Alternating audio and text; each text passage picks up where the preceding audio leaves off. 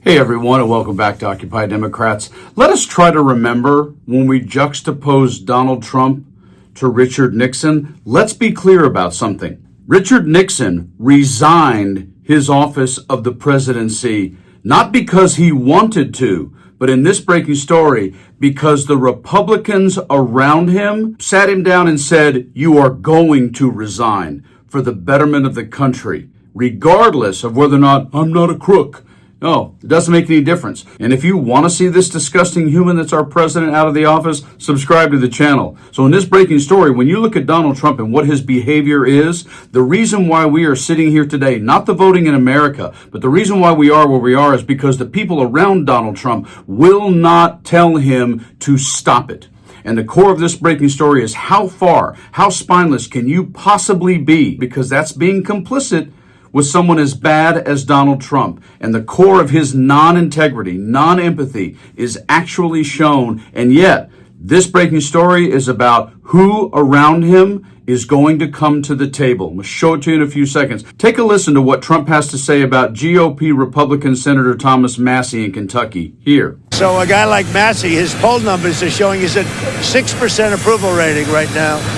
And we call him Rand Paul Jr. because he never votes for the Republican Party. And of course, it's not accurate because Thomas Massie reminds you of the truth. This. I vote with my party 91% of the time, and which means I have agreed with the president 91% of the time. But when they're protecting pedophiles. But it doesn't make any difference. Anyone that goes against Trump, he'll just call stupid. Here. Perhaps the worst Republican congressman in our history. And this is the main reason, because Thomas Massie is pushing for the Epstein files to be released. This. If you're a party to that in the Senate, you are part of this cover-up that we are trying to expose. I am sorry if one of your billionaire donors is going to get embarrassed because he went to Rape Island. That is what they have coming. Some of them will be embarrassed, but some of them need to go to prison, and the survivors know that. So how will we know if this bill has been successful? We will know when there are men, rich men, in handcuffs being perp-walked to the jail. And until then, this is still a cover-up. Trump will still dump on him again.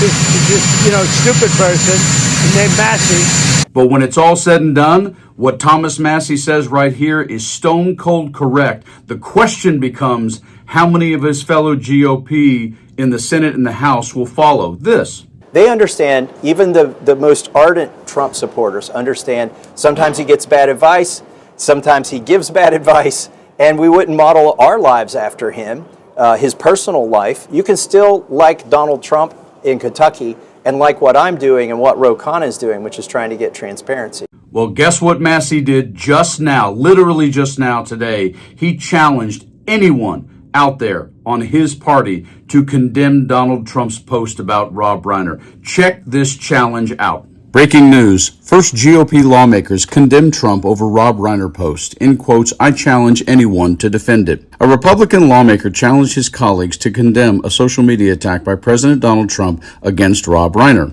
The president suggested the legendary filmmaker might have been unalived alongside his wife, Michelle Singer Reiner, in their own home due to Reiner's outspoken criticism of him, saying, in quotes, "He was known to have driven people crazy," in all caps, by his raging obsession of President Donald J. Trump, with his obvious paranoia reaching new heights. In quotes, "Regardless of how you felt about Rob Reiner, this is inappropriate and disrespectful discourse about a man who was just brutally unalived," posted Thomas Massie, representative from Kentucky, a frequent target of the president's wrath. In quotes, "I guess my elected GOP colleagues, the VP and White House staff, will just ignore it because they're afraid.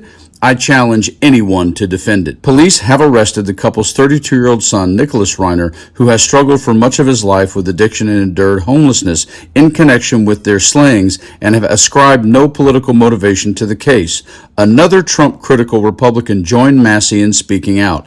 In quotes, "Rob Reiner and his wife were tragically killed at the hands of their own son, who reportedly had drug addiction and other issues, and their remaining children are left in serious mourning and heartbreak," posted Rep. Marjorie Taylor Greene Green, Republican of Georgia, in quotes, "This is a family tragedy, not about politics or political enemies. My family's deal with a family member with a drug addiction and mental health issues. It's incredibly difficult and should be met with empathy, especially when it ends in someone losing their life." Yes, and the fact that the White House official account for the United States of America actually posted Trump's disgusting Truth Social post about Rob Reiner's death goes to show you where we are in terms of those around Trump. So this challenge, I guarantee you, will not be met by anyone whose election is coming up in the midterms. Sure, Marjorie Taylor Greene will back it. She's on the way out. Maybe Joni Ernst will too.